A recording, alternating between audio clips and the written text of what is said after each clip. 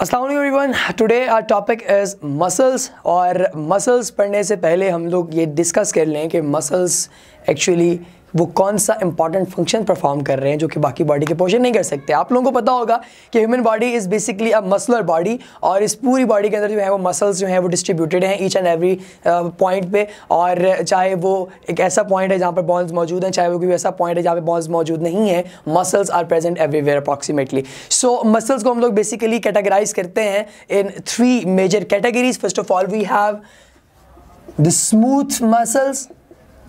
Smooth muscles के बाद हमारे पास है कार्डियक मसल्स, और तीसरी हमारे पास टाइप है स्केलेटल मसल्स की। अब हम लोग सबसे पहले बात करेंगे स्मूथ मसल्स जो हैं वो कौन से होते हैं। Smooth muscles are basically the most primitive muscles. Actually ये एक ऐसे मसल्स हमारे पास मौजूद हैं जो कि बहुत पहले से आ रहे हैं और तकरीबन तमाम ही ऑर्गेनिजम्स के अंदर ये पाए जाते हैं। और इनका जो मेन फंक्शन है वो ये है कि सबसे पहले तो ये नॉन स्ट्रिएटेड होते हैं, इनमें स्ट्रिप्स नहीं है, और ये इनवॉलंटरी होते हैं अपनी एक्टिविटी के अंदर। और इस इनवॉलंटरी एक्टिविटी का मतलब ये है कि आपकी बॉडी के कुछ वाइटल ऑर्गन्स लाइक आप लोगों का जो है वो आप लोगों की ब्लड वेसल्स हो गई, या जो हमारा डाइजेस्टिव ट्रैक्ट है, पूरी जो गट है, वो ये सारे पार्ट्स में बेसिकली वो स्मूथ मसल से मिलकर बने हुए होते हैं। इसी तरह हमारे पास दूसरे पार्ट है हमारे पास कार्डियक मसल का। तो जो कार्डियक मसल्स हैं ये बेसिकली हार्ट से लिंक्ड होते हैं। आपका जो हार्ट है बेसिकली उससे लिंक्ड आपके कार्डियक मसल्स होते हैं। So cardiac muscles are basically striated होते हैं। स्ट्रेटेड के साथ साथ जो है ये आपके पास जो है वो इनवॉलंटरी इन एक्शन होते हैं। आपको पता है कि आपकी हार्ट बीट आप कंट्रोल तो नहीं कर रहे, दैट इज इनवॉलंटरी, वो लगातार हो रही है। सो हार्ट का एक मेजर पोर्शन जो है वो कार्डियक मसल से मिलकर बना हुआ होता है। वैसे भी लफ्ज़ कार्डियक जहाँ पे आता है आप लोगों को पता है इसका मतलब हार्ट ही होता है। सो उसके बाद हम लोग तीसरे और अहम हमारे पास जो मसल की टाइप है दैट इज स्केलेटल मसल, उसकी तरफ आते हैं। तो स्केलेटल मसल्स हैं बेसिकली ये आपकी पूरी बॉडी में जहाँ जहाँ पर स्केलेटन मौजूद है, स्केलेटन के साथ साथ जुड़े हुए ये मसल्स आपकी बॉडी में मौजूद हैं। सो हम लोग ये बात करेंगे इसकी, थोड़ी बुक से भी हेल्प लेंगे कि ये कौन से मसल है। सबसे पहले एक चीज़ जो आप लोगों ने याद रखनी है कि skeletal muscles are voluntary muscles. Basically ये आपके इख्तियार में होते हैं, आप अपनी मर्जी से जो है वो स्केलेटल मसल्स को मूव करवाते हैं। आप मूव करवाना चाहें तो ये मूव होंगे, आप नहीं चाहते तो ये मूव नहीं होंगे। दैन हमारे पास इंपॉर्टेंट चीज़ ये है कि इसके each end of the entire muscle is attached to bond by bundle of collagen non elastic fibres.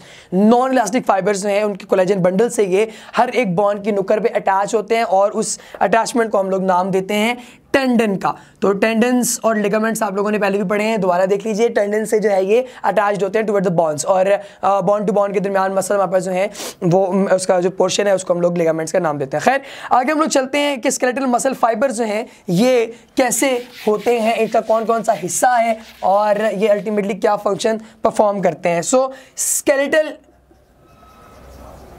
Muscle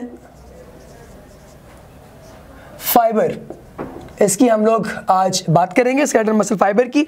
तो ईच जो हमारे पास मसल है वो कंसिस्ट होता है मसल बंडल्स पे, which are further composed of muscle fibres और सेल। और each muscle fibre is long cylindrical cell with multiple oval nuclei arranged just beneath its sarcolemma. अब एक वर्ड आया है सार्कोलेमा।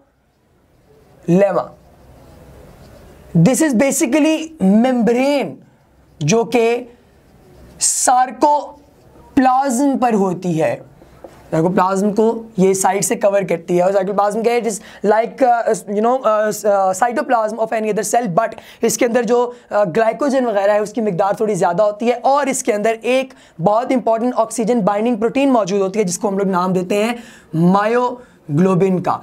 तो ये कुछ ऐसी चीज़ें हैं जो इसको बाकी सेल से ज़रा थोड़ा सा मुमताज़ कर देती हैं सार्कोप्लाज्म। और इसके छोटे छोटे हमारे पास हिस्से मौजूद हैं जिनको हम लोग सार्कोमेयर्स का नाम देते हैं। सार्कोमेयर्स हमारे पास हैं वो इससे स्केलेटन के जो है छोटे छोटे हमारे पास पार्ट्स हैं, फ्रेगमेंट्स हैं जो कि अल्टीमेटली अपनी बाकी एक्टिविटीज़ को परफॉर्म करते हैं। अच्छा, एक और इंपॉर्टेंट चीज़ कि हमारे पास जो कि सार्कोमेयर है, इस सार्कोमेयर से पहले हम लोग आगे चलें, हम लोग बात करेंगे कि स्केलेटल मसल फाइबर्स जो ह्यूज सेल्स होते हैं इसके डायमीटर 10 से 100, जो हमारे पास मसल फाइबर्स हैं उनका जो डायमीटर है हमारे पास वो होता है 10 से 100 माइक्रोमीटर। और इसके साथ साथ अगर हम लोग बात करें अबाउट मायोफिब्रिल्स तो वो 1 से फिब्रिल्स हमारे पास हैं, जो माइक्रोफाइबर्स हमारे पास मौजूद है, माइक्रोफिब्रिल्स होती हैं। इस तरह माइक्रोफाइबर से थोड़ी छोटी कैटेगरी है, तो वो हमारे पास होती हैं 1 से 2 माइक्रोमीटर तक जो है इन डायमीटर। सो इस तरह हमारे पास आगे हम लोग चलें तो ये जो मायोफिब्रिल्स हैं, छोटे छोटे कॉन्ट्रैक्टाइल पार्ट्स हैं, इनको सार्कोमेयर हम लोग नाम दे रहे हैं।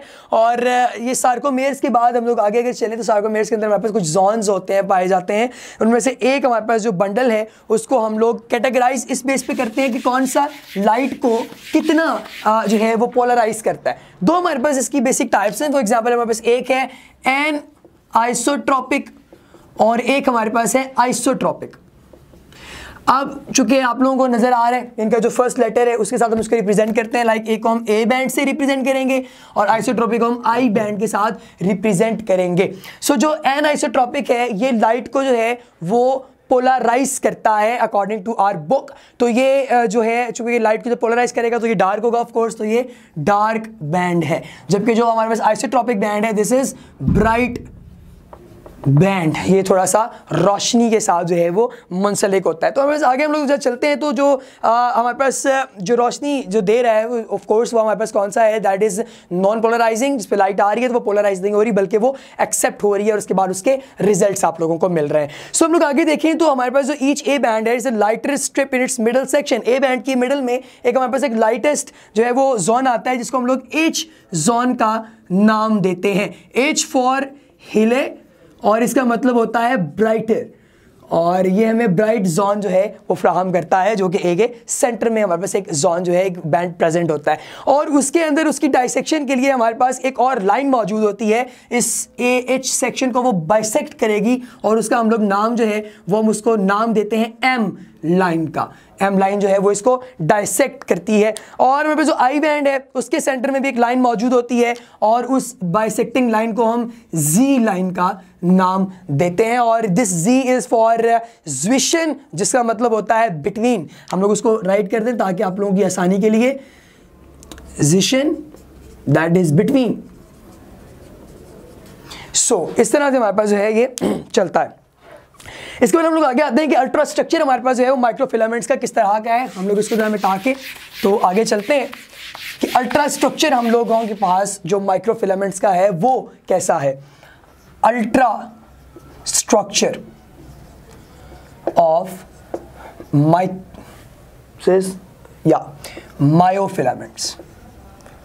वर्ड मायो जहां आएगा, एक की पॉइंट है आप लोगों ने याद रखना है कि लफ्ज़ मायो जहाँ पे आएगा उस पर आप लोगों ने मायोग्लोबिन और अल्टीमेटली मसल को इससे मुराद लेनी है। तो ये इस तरह आपस में लिंक्ड होता है। इसके हमारे पास दो पार्ट्स हैं। एक हमारे पास एक ऐसा पार्ट है जो कि थिक है फिलामेंट्स, और कुछ फिलामेंट्स ऐसे हैं जो कि थिन है।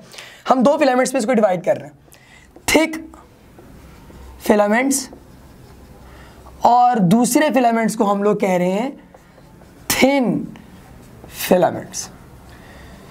Now ladies and gentlemen, thick और thin filaments, these are basically two types of filaments। और thick filaments कौन से हैं और thin filaments कौन से हैं? जो thick हमारे पास हैं ये basically मायोसिन के हैं, और हमारी बुक के मुताबिक मायोसिन के जो फिलामेंट्स हैं 16 नैनोमीटर इन डायमीटर हैं, 16 नैनोमीटर इन डायमीटर। और जो हमारे पास थिन फिलामेंट्स हैं they are basically 7 to 8 nanometre in diameter. और ये इनकी नेचर जो है वो क्या है, इनकी नेचर जो है वो एक्टिन है, एक्टिन फिलामेंट्स हैं, और 7 से 8 नैनोमीटर जो है इनका वो डायमीटर है। अच्छा, अब जो हमारे पास थिक फिलामेंट्स हैं यानी कि जो हमारे पास मायोसिन है, मायोसिन क्या करेंगे, इनकी लॉन्ग चेन्स है हमारे पास, इनकी टेल्स जो है उनके ऊपर पॉलीपेप्टाइड चेन्स लगी हुई होती हैं टेल्स के ऊपर। और उसके साथ साथ एक जो इंपॉर्टेंट चीज़ इसके पास मौजूद है कि इनके जो हेड्स हैं वो आपस में मिल के क्रॉस ब्रिजेस जो हैं वो बनाते हैं। और बेसिकली यही क्रॉस ब्रिजेस जो हैं वो जब बनते हैं तो वो मसल्स को कॉन्ट्रैक्ट करवाते हैं। फॉर एग्जांपल एक यहाँ पे जोन है, एक यहाँ पे जोन है, ये जोन जब आगे आपस में मिलेगा, यूं क्रॉस करेगा तो ये एक ब्रिज बनेगा, और इस ब्रिज की वजह से फिर जो मसल है वो कॉन्ट्रैक्ट करेगा और अल्टीमेटली आपकी जो बोन है, फॉर एग्जाम्पल हम लोग ट्राइसेप की बात कर रहे हैं या बाइसेप की बात कर रहे हैं, तो जैसे कि इसके अंदर ये जो फिलामेंट्स हैं ये आपस में मिल रहे हैं तो ये अल्टीमेटली हमारी जो मसल है वो अपवर्ड जा रहा है और आपकी जो बॉन्स हैं वो मूवमेंट कर रही है, क्योंकि मसल बेसिकली रिस्पॉन्सिबल होते हैं for the movement of your bone. So इसी तरह हमारे पास आगे हम लोग अगर चलें तो जो थिन फिलामेंट्स हैं यानी कि जो एक्टिन के मॉलिक्यूल्स हैं वो अरेंज होते हैं दो चेन्स में जो एक दूसरे के अराउंड ट्विस्ट हुई होती हैं, और twisting around the actin chains are 2 strands of another protein tropomyosin. एक और हमारे पास प्रोटीन जो है जिसको हम लोग नाम देते हैं मायोसिन का, ये ट्रोपोमायोसिन है, ये प्रोटीन है जो कि रिस्पॉन्सिबल है for this twisting of the long polypeptide chains, ये जो हमारे पास मौजूद है, और उन चेन्स की ट्विस्टिंग के लिए ये रिस्पॉन्सिबल है। Other major protein thin filament की, उसको ट्रोपोनिन का हम लोग नाम देते हैं। एक और प्रोटीन ट्रोपोनिन के नाम से वो भी यहाँ पर पाई जाती है और वो रिस्पॉन्सिबल है for this whole muscle activity. इसी तरह हमारे पास आगे हम लोग चलें तो हमारे पास एक्चुअली 3 पॉलीपेप्टाइड कॉम्प्लेक्सेस होते हैं जो कि बाइंड करते हैं एक्टिन के साथ, और बाकी जो है वो बाइंड करते हैं ट्रोपोमायोसिन के साथ, ताकि तीसरा जो हमारे पास है, हमारे पास जो पॉलीपेप्टाइड चेन है वो बाइंड कर सके कैल्शियम आयंस के साथ। और इस तरह each myosin filament is surrounded by 6 actin filaments on each end, हर एक एंड पर 3 हमारे पास जो है वो फर्दर फिलामेंट्स हैं वो मौजूद होते हैं। जो 3 पॉलीपेप्टाइड चेन्स हैं, 3 पॉलीपेप्टाइड चेन, और उनमें से एक हमारे पास जो है वो कैल्शियम के साथ मिल रही है, एक चेन हमारे पास जो है वो मिल रही है ट्रोपोनिन के साथ, और एक चेन हमारे पास जो है वो मिल रही है एक्टिन के साथ, एक्टिन, ट्रोपोमायोसिन और तीसरी कैल्शियम के साथ। और इस तरह अल्टीमेटली हमारे पास मसल की एक्टिविटी परफॉर्म हो रही है। और इसके बाद इसका एक फिलामेंट मॉडल है, वो हम लोग नेक्स्ट लेक्चर में डिस्कस करेंगे। If you have any kind of question you can mail us. Thank you so much.